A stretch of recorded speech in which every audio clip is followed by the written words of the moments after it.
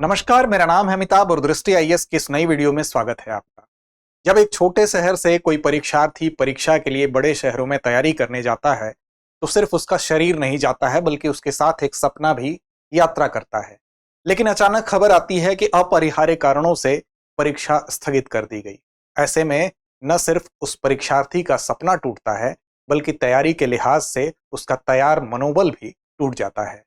ऐसे में हाल ही में पेपर लीक की बढ़ती घटनाओं के बीच में पास किया गया पहले का एक कानून अब लागू कर दिया गया है, जिससे कि ये कोशिश की जाएगी कि जो परीक्षाओं में पेपर लीक हो रहे थे, चाहे हाल ही में वो नीट का पेपर हो, चाहे यूजीसी नेट का पेपर हो, जिसके लिए सीबीआई जांच भी अभी उसको ये जांच सौंप दी गई है, इन सारी चीजों पर अंकुश लगाया जा सके और भारत में जो परीक्षाएं हैं वो पारदर्शी तरीके से कराई जा सके। आज का हमारा ये संदर्भ इसी पर केंद्रित है। हाल ही में public examination prevention of unfair means act 2024 को अधिसूचित अर्थात लागू कर दिया गया है। तो आइए समझते हैं कि ये एक्ट क्या है, इसमें क्या प्रावधान किए गए हैं। शुरू करते हैं आज का सफर। पेपर लीक विवाद और एंटी चीटिंग लॉ जिसको लागू कर दिया गया है, बात खबर की करेंगे, चर्चा में क्यों है इसको बताने के साथ साथ सार्वजनिक परीक्षा अनुचित साधन रोकथाम अधिनियम 2024 जिसको लागू किया गया है, इसमें क्या क्या प्रावधान है, उन प्रावधानों को समझेंगे। अंत में एक अभ्यास प्रश्न होता है जिसकी जिम्मेदारी हमेशा की तरह आपकी होती है, तो हम आपसे ये उम्मीद करेंगे कि आप इसका सही जवाब कमेंट बॉक्स में जरूर दें। साथ ही अगर सामान्य अध्ययन प्रश्न पत्र 2 के लिहाज से देखें तो यह संदर्भ आपके लिए महत्वपूर्ण है। चैनल से नहीं जुड़े तो चैनल को सब्सक्राइब कर लें। हमारे टेलीग्राम चैनल को आप इन डेप्थ दृष्टि आईएएस के इन डेप्थ सेक्शन में जाके आप इसको फॉलो कर सकते हैं, जहां आपको इस पूरे वीडियो की पीडीएफ मिल जाती है। बात खबर की करेंगे। खबर है फर्स्ट पोस्ट से, centre notifies anti cheating law amid paper leak row. तो पेपर लीक के बीच में इस लॉ को अधिसूचित कर दिया गया है। सबसे पहले समझते हैं ये जो अधिनियम है जिसको अभी अधिसूचित कर दिया गया, लागू कर दिया गया है, इसके विषय में क्या प्रावधान किए गए हैं, जिससे कि हाल में जितनी भी परीक्षाएं जो जिनके प्रश्न पत्र लीक हुए उन पर अंकुश लगाया जा सके। जैसा कि आपने देखा, एनटीए जो कि परीक्षा का आयोजन कर रहा था, यूजीसी नेट की जो परीक्षा है, उसमें काफी खामियां पाई गई। तो ऐसे में ये जो संस्थाएं होती हैं जो परीक्षाओं को आयोजित कराती हैं, इनके लिए भी क्या प्रावधान किए गए हैं, साथ ही जो सिंडिकेट काम करता है इसके पीछे उसके लिए क्या प्रावधान है, परीक्षार्थी पर वो कौन से नियम कानून हैं जो लागू होंगे जो इसका शिकार होते हैं, वो सारी चीजें इसमें बताई गई हैं। तो देखिए, सबसे पहले बात करें तो फरवरी 2024 में ये अधिनियम पारित हो गया था। फरवरी 2024 से ही इस विषय में सोचा जा रहा था और इस अधिनियम को पारित कर दिया गया। और इसके पीछे उद्देश्य क्या था? तो उद्देश्य ये था कि सार्वजनिक परीक्षा प्रणाली जो भी है, इसमें अनुचित साधनों का जो प्रयोग किया जाता है उस पर निषेध लगाया जाए, उस पर रोक लगाई जाए। और इसके लिए इसके माध्यम से ये कोशिश की जाए कि जो भी परीक्षाएं आयोजित की जाती हैं वो परीक्षाएं पारदर्शी हों, उसमें निष्पक्षता हो और उसमें विश्वसनीयता को बनाए रखा जा सके, ताकि परीक्षाओं के जो परीक्षार्थी हैं उनके मनोबल पर असर न पड़े। क्योंकि जब परीक्षार्थी जब पेपर देता है, उसमें पेपर लीक की खबर आती है, तो इससे सिर्फ उसका मनोबल ही नहीं टूटता है बल्कि भ्रष्टाचार बढ़ता है, इसमें अनियमितता बढ़ती है। हम कह सकते हैं जिसके पास प्रश्न पत्र खरीदने की क्षमता है, तो ऐसे लोगों की वजह से समाज में असमानता बढ़ती है और ये हमारे समाज में एक प्रशासनिक समस्या के रूप में सामने आया है। इससे छात्रों के भविष्य पर प्रभाव पड़ता है। ऐसे लाखों छात्र प्रभावित होते हैं जो कि एक विशेष मनोबल को लेके अपने छोटे शहरों से बड़े शहरों में आगे तैयारी करते हैं। और देखिए, सार्वजनिक परीक्षाओं में जो अनुचित व्यवहार है उससे निपटने वाला ये केंद्र सरकार का पहला कानून है, इसलिए भी ये महत्वपूर्ण है। इस दिशा में इसको स्वागत योग्य माना जा सकता है और सरकारी अधिसूचनाओं के माध्यम से अन्य एजेंसियों को भी इसमें शामिल किया जा सकता है, ये भी इसको विशेष बनाता है। अगर आगे बात करें तो अभ्यर्थियों को इस अधिनियम के दायरे से बाहर रखा गया है, अर्थात इसमें जो अभ्यर्थी होगा उसको दंडित नहीं किया जाएगा। दोषी अभ्यर्थियों को इस अधिनियम में ऐसा प्रावधान किया गया है कि अभ्यर्थियों को दोष रहित मानते हुए जो इसके जड़ में जो संस्थाएं हैं, जो लोग हैं, उनके लिए दंड का प्रावधान किया गया है। इसमें जो भी अनुचित साधन है और अनुचित साधनों का प्रयोग है उसको विस्तार से परिभाषित किया गया है कि क्या क्या ऐसी श्रेणी है जिसको अनुचित साधनों के अंतर्गत रखा जाएगा, अनुचित साधनों के अंतर्गत उसको परिभाषित किया जाएगा। तो इसकी जो धारा 3 है उसमें 15 ऐसे कार्यों की एक लिस्ट दी गई है, एक सूची दी गई है। ये बताया गया है कि 15 ये वो कार्य हैं जिसको कि अनुचित साधनों के प्रयोग के अंतर्गत शामिल किया जाएगा। इसमें क्या क्या है? तो देखिए, पहले नंबर पे ये है कि प्रश्न पत्रों या उत्तर कुंजियों का लीक होना। ऐसे में लीक होने में अगर किसी की मिली भगत भी है तो उसको भी इसके अंतर्गत सूचीबद्ध किया गया है। तमाम बार ऐसा देखने को मिलता है कि प्रश्न पत्र की जो आंसर की है वो पहले ही लीक हो जाती है, व्हाट्सएप पे दौड़ने लगती है। तो इस प्रकार की गतिविधि में कोई भी अगर लिप्त पाया जाएगा तो उसको, चाहे वो प्रश्न पत्र हो या उत्तर कुंजी हो, दोनों ही चीजों को इस पूरे के पूरे मामले में अगर मिलीभगत पाई जाती है तो उसको इसमें दोष उसका माना जाएगा, दंडित किया जाएगा। प्रश्न पत्रों या ओएमआर तक आपकी अनधिकृत पहुंच नहीं होनी चाहिए, अर्थात आप जानते हैं कि ये डबल लॉक में रखा जाता है, गहन सुरक्षा के बीच रखा जाता है। ऐसे में अगर ओएमआर शीट जो होती है, उस ओएमआर शीट तक अगर ऑप्टिकल मार्क रिकॉग्निशन जिसको कहते हैं, वहां तक अगर अनधिकृत व्यक्ति वहां तक पहुंच रहा है तो यह माना जाएगा कि वो दोषी है, क्योंकि यहां तक कुछ खास लोगों की ही पहुंच होती है, वो भी उसको ओपन नहीं कर सकते हैं जब तक कि वो परीक्षा हाल में न पहुंच जाए। ओएमआर शीट सहित उत्तर पुस्तिकाओं के साथ अगर छेड़छाड़ का मामला होता है तो इसको भी दोष के अंतर्गत शामिल किया गया है।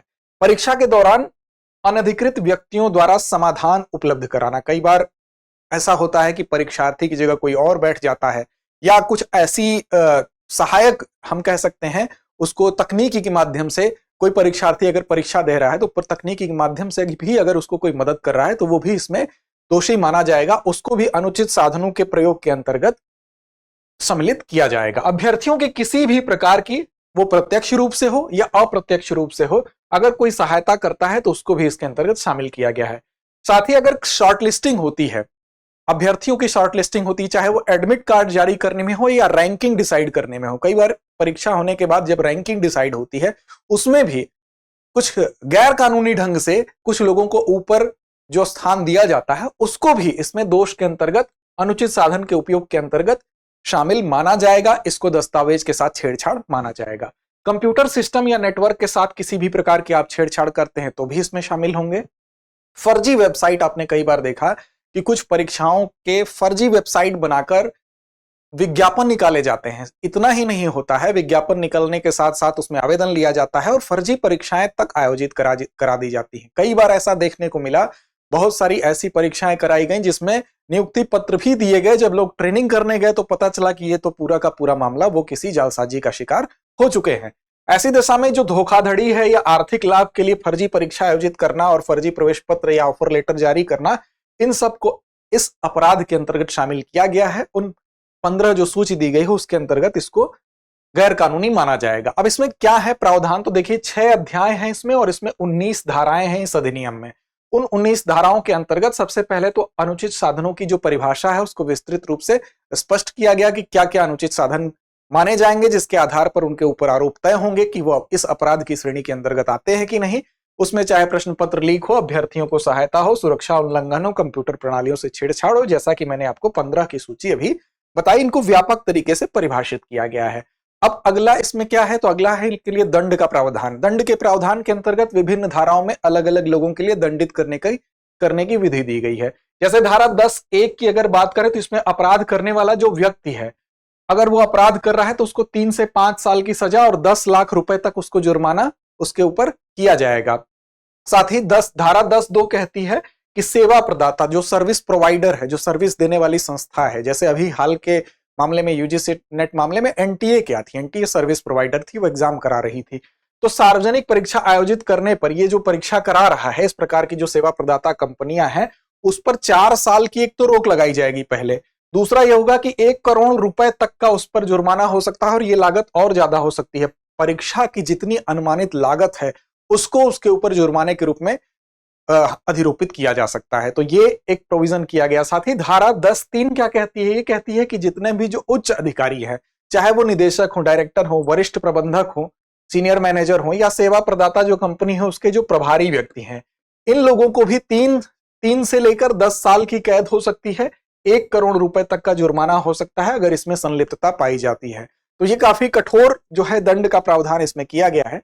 इसके अलावा धारा 11(1) कहती है कि अगर संगठित अपराध है, क्योंकि कई बार ऐसा देखने को मिलता है कि इस तरह का जो कार्य होता है वो एक संगठित अपराध के रूप में होता है, जिसमें बहुत व्यापक स्तर पर लोग सम्मिलित होते हैं, उसमें लोगों की संख्या व्यापक होती है, नीचे से लेकर ऊपर तक अधिकारियों की संलिप्तता होती है। इसके अलावा वो काफी विस्तार उनका होता है, कई जगह वो लोग फैले होते हैं। तो जो इस प्रकार का संगठित अपराध होता है, जो सुनियोजित तरीके से किया जाता है, अगर ये होता है, इसमें कोई शामिल व्यक्ति है, तो उसको 5 से 10 साल की कैद हो सकती है और 1 करोड़ रुपए तक का जुर्माना इस अधिनियम के तहत, इस नियम कानून के तहत उसको प्रावधान इसमें किया गया है। साथ ही धारा 11(2) में कहा जाता है कि जो संगठित अपराध में शामिल जो संस्था है, उस संस्था की अगर बात करेंगे तो उसकी जितनी संपत्ति, उस संपत्ति को कुर्क भी किया जा सकता है।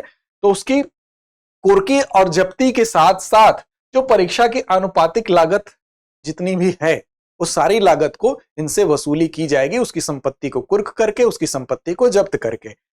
इसके अलावा जो धारा 9 है उसमें यह बताया गया है कि जो ये दंड होंगे या इनके खिलाफ जो कार्रवाई की जाएगी, ये अपराध किस प्रकार के माने जाएंगे। तो ये अपराध गंभीर श्रेणी के अपराध माने जाएंगे, संज्ञेय अपराध माने जाएंगे। संज्ञेय अपराध वो अपराध होता है जिसमें कि बिना वारंट के सीधे गिरफ्तारी होती है। जैसे आप किसी का मर्डर कर दें तो मर्डर में बिना वारंट के सीधे गिरफ्तारी होगी, तो इसमें सभी अपराध ये जितने भी हैं इनको संज्ञेय माना गया। दूसरी बात ये कही गई कि गैर जमानती है, इसमें जमानत नहीं होगी। और तीसरी बात ये कही गई कि गैर समझौता योग्य, अर्थात कोई अगर शिकायत करता है, उसने अगर इन लोगों में से किसी भी व्यक्ति के खिलाफ शिकायत कर दी और उसके बाद वो शिकायत करने वाला ये चाह के भी कि नहीं हमने गलत शिकायत कर दी, हम अपनी शिकायत वापस लेना चाहते हैं, तो उसकी शिकायत वापस नहीं होगी, क्योंकि भले ही उस व्यक्ति ने उन लोगों से समझौता कर लिया हो, क्योंकि ऐसी संभावना होती है कि इस प्रकार के जो संस्थागत क्राइम होते हैं उसमें लोग उसको पैसे की लालच देके अन्य प्रकार से अपनी तरफ मिलाने की कोशिश करें। तो ऐसी दशा में ये क्या है, ये गैर समझौता योग्य है। इसका मतलब जो व्यक्ति अगर शिकायत कर दिया तो वो चाह के भी अपनी शिकायत को वापस नहीं ले सकता है, वो गैर समझौता योग्य शिकायत को माना जाएगा। तो ये कुछ प्रोविजंस किए गए हैं जो कि काफी सख्त हैं और उम्मीद की जाती है कि इन प्रोविजंस के इसको अगर कठोरता से लागू किया जाए तो उम्मीद है कि आगे सुधार देखने को अवश्य मिलेगा। अब देखिए, केंद्र सरकार को यह अधिकार भी ये अधिनियम देता है कि किसी भी मामले को जब भी आवश्यकता हो एक केंद्रीय जांच एजेंसी को वो सौंप सकती है। जैसा कि अभी आपने देखा सीबीआई को जो नेट की परीक्षा है उसकी जांच को सौंपा गया है। तो ये इसमें कुछ प्रोविजंस थे। इसके अलावा आप देखिए, जो सार्वजनिक परीक्षा प्राधिकरण के जो अधिकारी इसमें सम्मिलित होंगे उनको क्या माना जाएगा, उनको लोक सेवक के तौर पे माना जाएगा।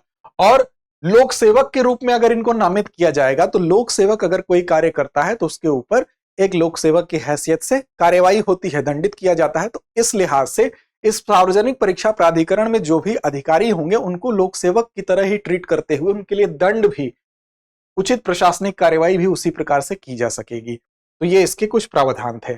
आगे अगर बात करें तो इस अधिनियम में क्या कमियां हैं, हर अधिनियम में कुछ न कुछ कमियां होती हैं जिन पर आगे सुधार होता है। तो देखिए, अगर कमियों की बात करें तो जो सबसे बड़ी कमी दिखाई देती है, वैसे तो ये एक सकारात्मक कदम है, बेहतर कदम है, लेकिन जो सबसे बड़ी कमी दिखाई देती है वो दिखाई देती है कि समय की कमी। नियत समय के अंदर अगर कोई परीक्षा में उसकी शुचिता भंग होती है तो एक नियत समय का निर्धारण किया जाए ताकि जो परीक्षार्थी है उसका मनोबल ना टूट पाए। वो 2 महीना, 4 महीना, 6 महीना की जो भी अवधि हो उसको निश्चित किया जाए ताकि पुनः परीक्षा का आयोजन कराया जा सके। इसके लिए जरूरी क्या है, इसके लिए जरूरी है कि हम बहुत से तकनीकियों पर अपनी निर्भरता को बढ़ाएं। तो पहली बात जो समय इसमें है, समस्या है, वो समय सीमा नहीं है, इसको ठीक करना होगा। दूसरा है, निरीक्षक और जो प्रशासनिक अधिकारी हैं उनके पास जो ट्रेनिंग है वो बहुत अच्छी नहीं है, उचित प्रशिक्षण का उनके पास अभाव है। कई बार ऐसा देखने को मिलता है कि जो परीक्षा होती है उसके जो आयोजक गण होते हैं उनके पास उस परीक्षा की प्रकृति की समझ नहीं होती। इसके वजह से परीक्षा केंद्र पर परीक्षार्थियों के साथ दुर्व्यवहार की घटना भी देखने को मिलती है और उनकी अकुशलता और अनुचित व्यवहार जो है इस परीक्षा को कहीं ना कहीं प्रभावित करता है। साथ ही जो ऐसी दशा में क्या है, ऐसी दशा में जो परीक्षा है उससे संबंधित जो व्यक्ति आयोजक है उस व्यक्ति की पात्रता का एक मानदंड निर्धारित होना चाहिए और उसके लिए एक गहन प्रशिक्षण कार्यक्रम भी चलाना चाहिए ताकि प्रशिक्षण देने के बाद, जैसे चुनाव में ड्यूटी लगती है तो चुनाव में प्रशिक्षण देने के बाद ही भेजा जाता है, वैसे ही इस प्रकार की जो परीक्षाएं आयोजित होती हैं जिससे सीधे तौर पर विद्यार्थियों का भविष्य जुड़ा होता है, उसमें जो लोग तैनात होते हैं उनको गहन प्रशिक्षण देने की आवश्यकता है। कई बार प्रशिक्षित न होने की वजह से भी परीक्षा की जो शुचिता है वो भंग होती है। अधिनियम में इसमें क्या होता है, इस अधिनियम के माध्यम से एक व्यवस्था की गई है कि जो जांच होगी उस जांच में डीएसपी या एसीपी रैंक का जो अधिकारी है वही इसकी जांच करेगा, जबकि परीक्षा की गंभीरता को देखते हुए ऐसा लगता है कि ये ठीक नहीं है।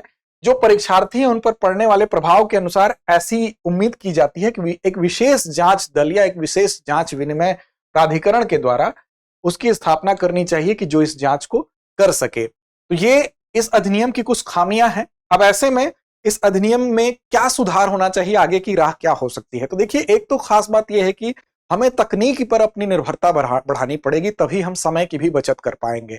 साथ ही साथ जो सीसीटीवी कैमरे हो गए, बायोमेट्रिक जो पहचान हो गई या अन्य जो तकनीकी अद्यतन उपाय हैं उन पर निर्भरता बढ़ाई जाए। साथ ही प्रौद्योगिकी का प्रभावी उपयोग किया जाए, क्योंकि जो नकल मारने वाले लोग हैं या इस तरह की परीक्षा की शुचिता भंग करने वाले लोग हैं, वो टेक्निकली बहुत ज्यादा स्ट्रांग है। तो तकनीकी के माध्यम से ही तकनीकी को मात दी जा सकती है। तो उन्नत तकनीकी का इस्तेमाल किया जाए, जो इलेक्ट्रॉनिक तरीके से प्रश्न पत्र तैयार कराए जाएं, जिससे कि समय की बचत हो, तभी जो है समय पर फिर से परीक्षा सुनियोजित तरीके से संपन्न हो सकेगी। और साथ ही साथ जो डिजिटली हम कह सकते हैं सत्यापन भी उसका हो सकेगा, जिससे कि भारी मात्रा में जो समय की लागत है वो कम हो सकेगी।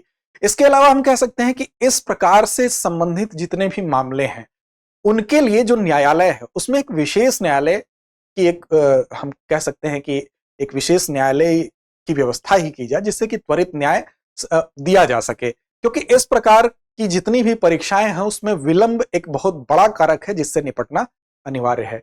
अंत में इस अधिनियम की खामियां आगे की राह पर बात करते हुए हम चलते हैं आज के अभ्यास प्रश्न की तरफ। तो आज का अभ्यास प्रश्न है कि सार्वजनिक परीक्षा अनुचित साधनों की रोकथाम अधिनियम 2024 का उद्देश्य क्या है। आपके सामने ऑप्शन है परीक्षार्थियों को पुरस्कृत करना, अनुचित साधनों का प्रयोग करने वालों को दंडित करना, परीक्षा की समय सीमा बढ़ाना या परीक्षा शुल्क में छूट देना। तो उम्मीद है आप इसका सही जवाब देंगे। इससे पहले चलने से पहले आपको बता दें कि दृष्टि आईएएस की तरफ से एनसीईआरटी कोर्स जो कि दृष्टि लर्निंग ऐप पर उपलब्ध है, इसमें एडमिशन ओपन हो चुका है। कक्षाएं 9 जुलाई से प्रारंभ हो रही हैं।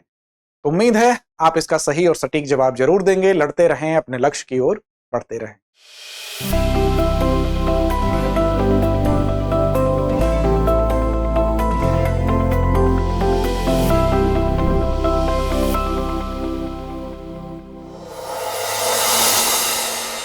डियर व्यूअर्स, अपने एग्जाम की तैयारी को और बेहतर करने के लिए हमारे चैनल को लाइक, शेयर और सब्सक्राइब करना न भूलें।